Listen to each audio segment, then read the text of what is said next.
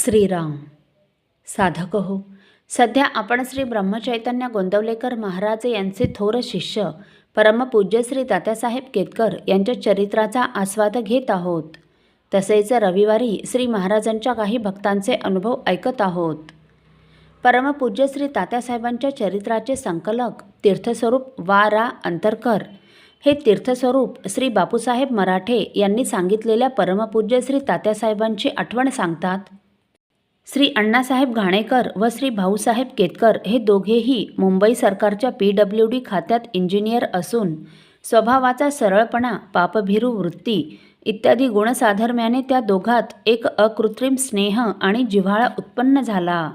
गुरुबंधुत्वाच्या नात्याने तो दृढतर झाला. अण्णासाहेबांना तात्यांबद्दल पुत्रवत प्रेम वाटे. शिक्षण अपुरे सोडून तात्यासाहेब राम उपासनेला लागले हे त्यांच्या व्यावहारिक कल्याणाचे नाही असे त्यांनाही वाटे.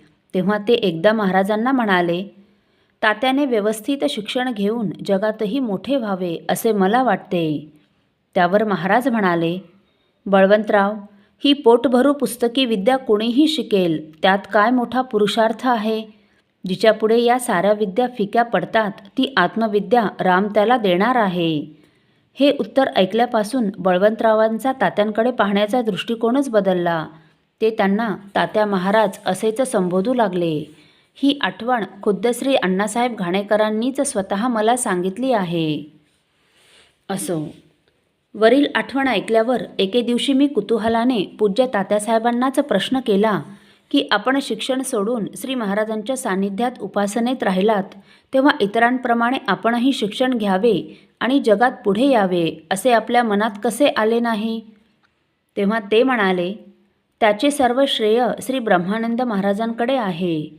श्री महाराजांप्रमाणेच त्यांचेही पूर्ण लक्ष मजवर होते. ते मला म्हणाले, अरे तात्या, भाऊसाहेबांच्या कृपेने तुला सद्गुरू भेट अल्पवयात आणि अनायासे झाली आहे. तू मोठा भाग्यवान आहेस. मला सद्गुरू भेटीसाठी फार कष्ट पडले. पुस्तकी विद्या मी सर्व संपादन केली तरीही मला मनःशांती मिळाली नाही. पुस्तकी विद्येचा अभिमानच मला सद्गुरूप्राप्तीत आड आला. पण महाराजांनी मजवर कृपा केल्याबरोबर मला शाश्वत समाधान लाभले. तू आता माझ्यासारखे पुस्तकी विद्येसाठी कष्ट घेऊ नकोस. ते कष्ट महाराजांच्या आज्ञेत राहण्याकडे आणि त्यांच्याशी अनन्यता मिळविण्याकडे लाव आणि त्यांची कृपा संपादन करून घे. त्यांनी कृपा केली तर सर्व विद्या तुझ्या घरी पाणी भरतील ही खात्री असू दे. असो, तात्यासाहेबांच्या प्रपंचाची तुलना श्री एकनाथ महाराजांच्या प्रपंचाशी अगदी यथार्थपणे होऊ शकते. आपला प्रपंच हा रामानेच दिलेला आणि रामाचाच आहे असे समजून तो करावा हा महाराजांचा बोध त्यांच्या वृत्तीत आणि आचरणातही पूर्णपणे बिंबलेला आढळून येतो. प्रपंचाबद्दल ममत्व नाही, आसक्ती नाही, केवळ कर्तव्यबुद्धी. तसे पाहू जाता सामान्य माणसांच्या प्रपंचात आढळणाऱ्या अडचणी तितक्याच किंबहुना अधिकच प्रमाणात त्यांच्याही वाट्यास आल्या.